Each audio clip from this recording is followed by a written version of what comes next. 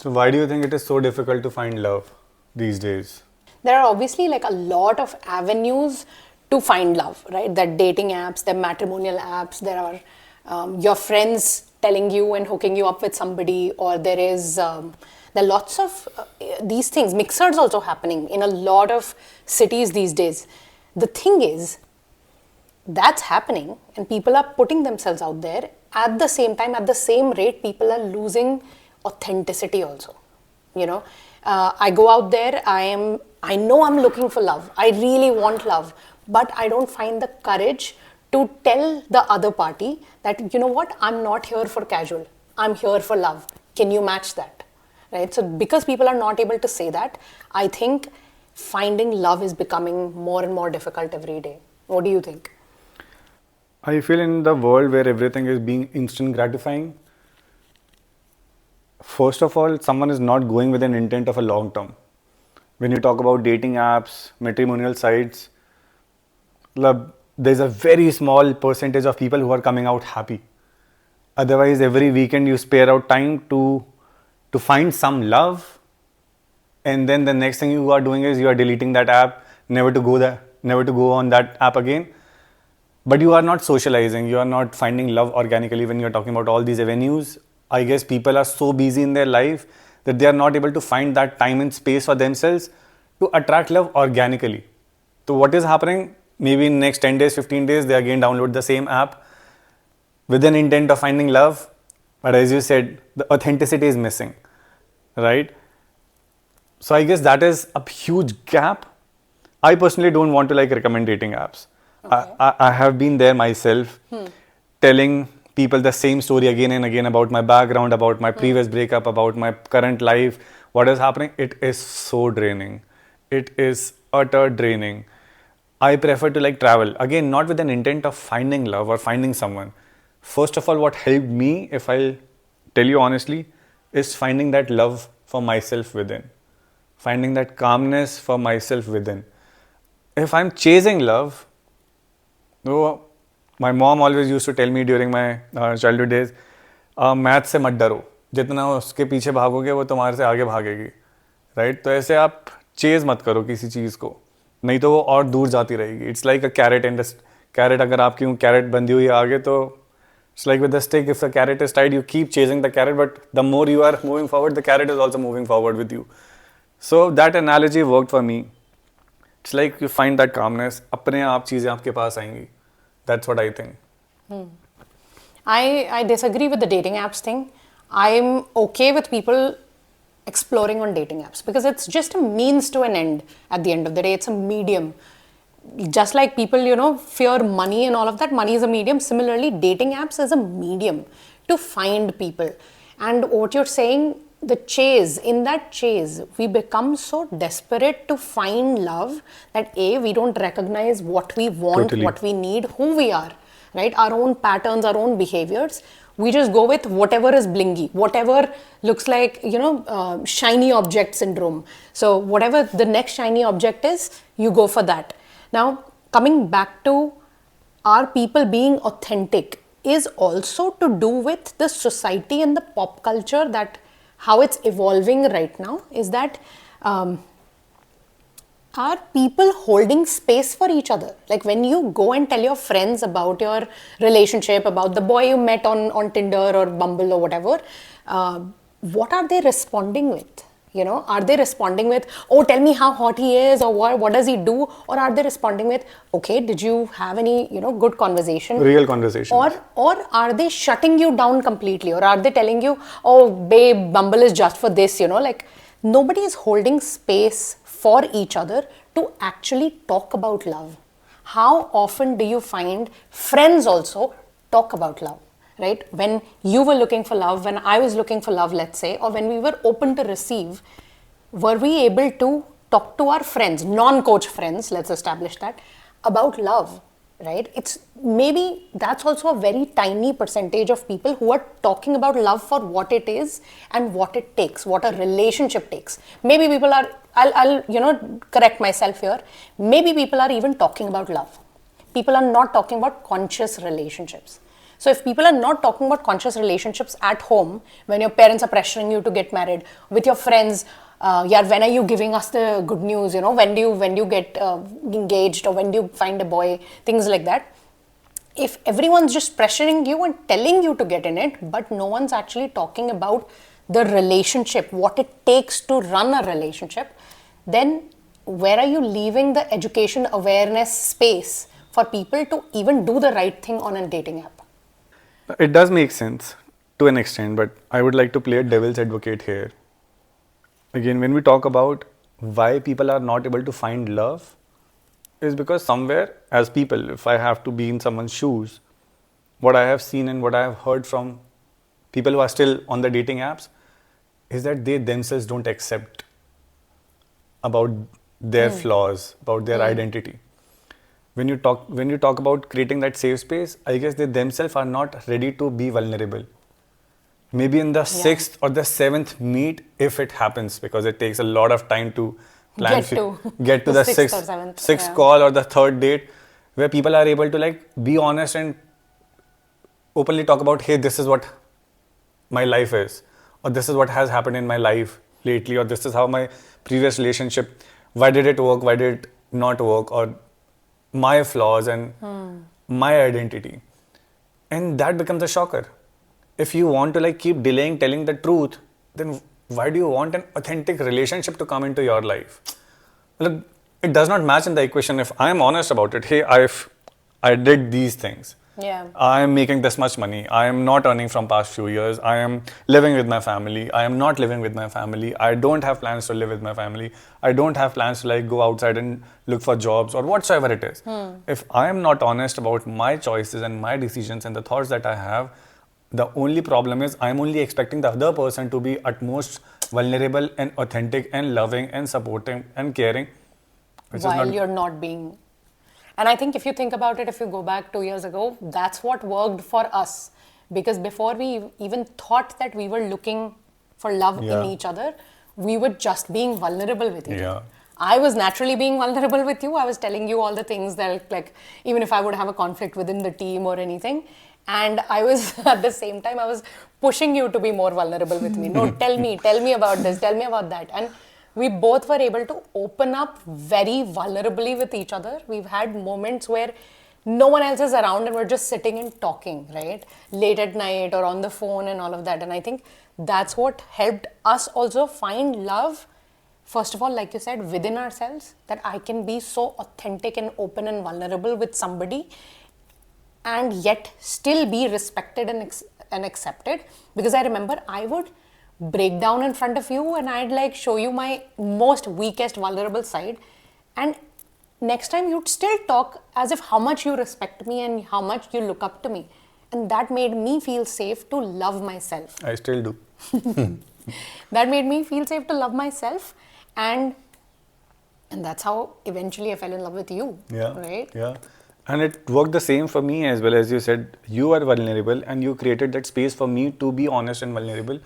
And that brought a lot of my, how would I say, the side of me that I was not even looking for.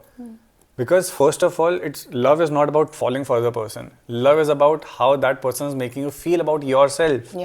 So you made me feel great about myself. And that was like, oh damn, I am this person. I am also this person.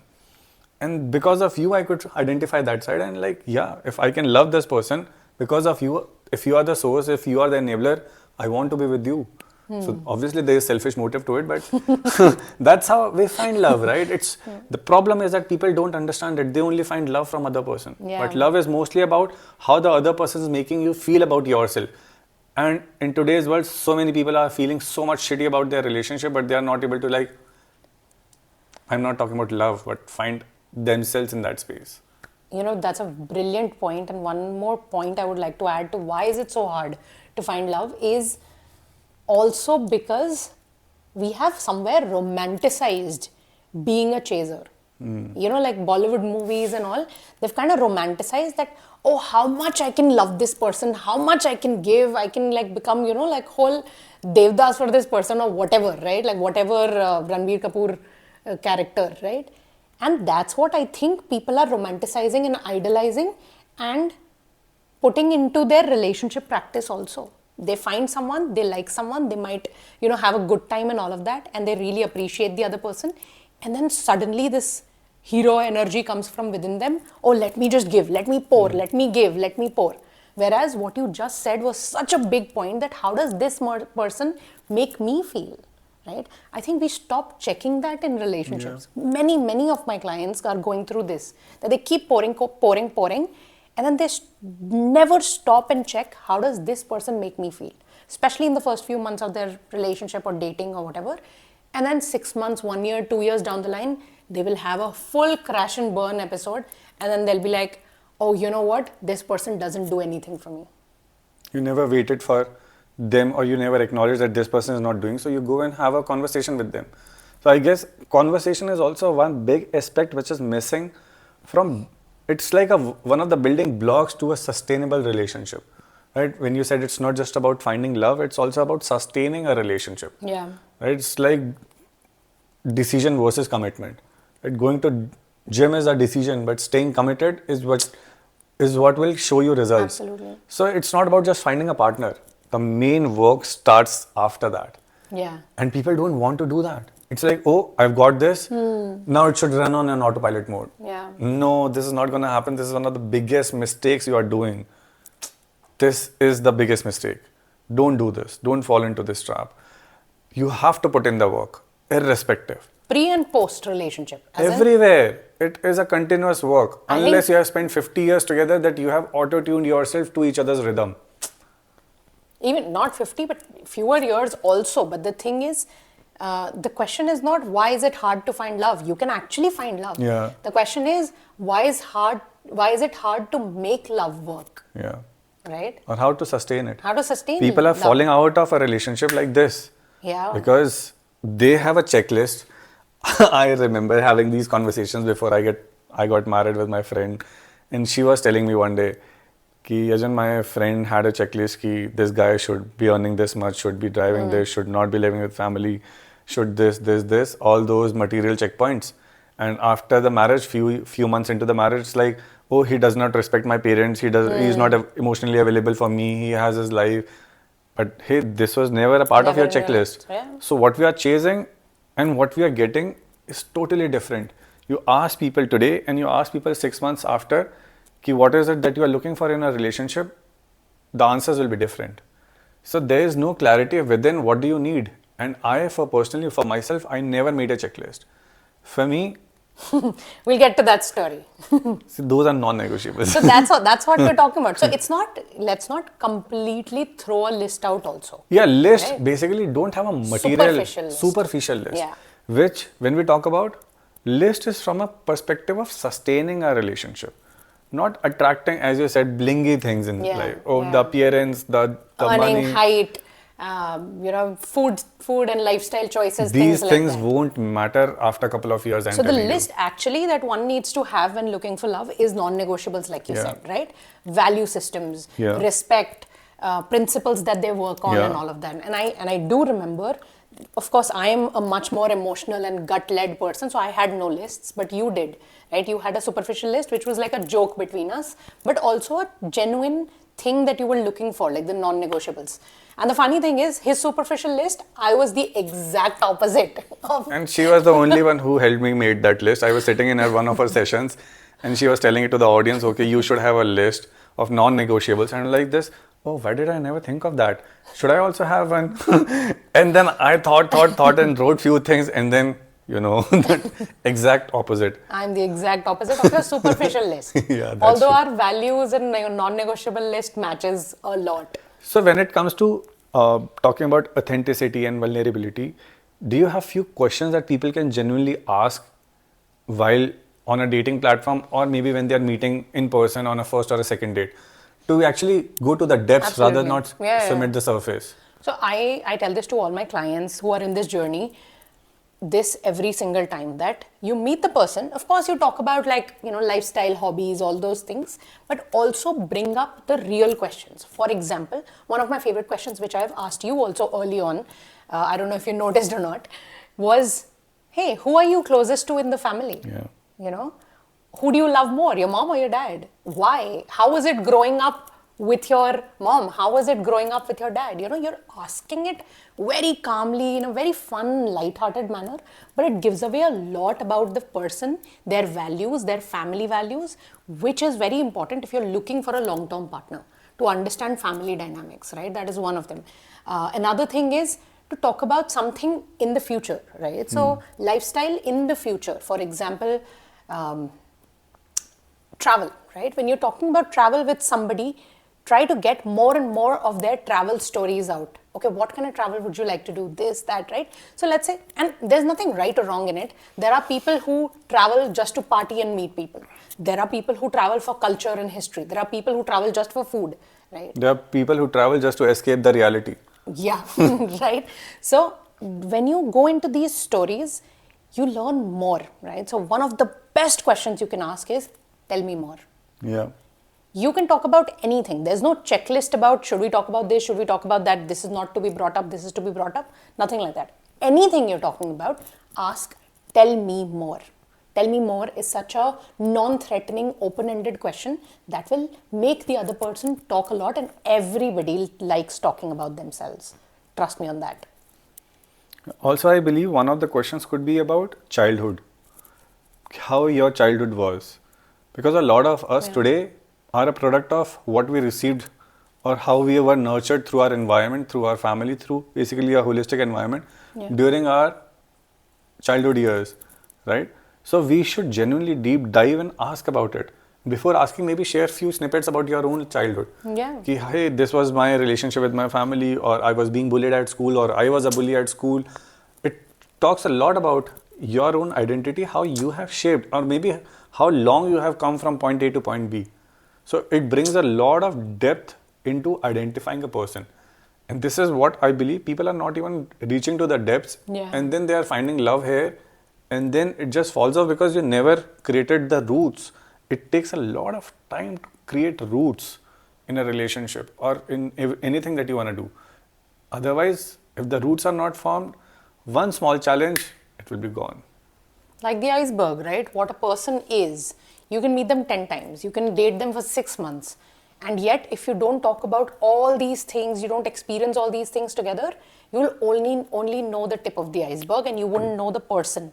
And that person suddenly comes out once you're married, because now you live together, and then people are like, oh, but he wasn't like this earlier, right? Suddenly people go into that, right? So, good that you brought this up. One of the best ways to tell if the person is good for you or not is vulnerability both ways. You could be asking a lot of these questions and they're answering, they're being vulnerable, but they're never curious about you. They're never asking these questions to you, right? That also is not a healthy sign. I've met people before I met you, I've met people who would love to talk about themselves but not ask a single question to me about me, right? So that means no matter how good the person is, you're always going to feel unseen in the relationship. So these are also a few things to look out for when looking for love.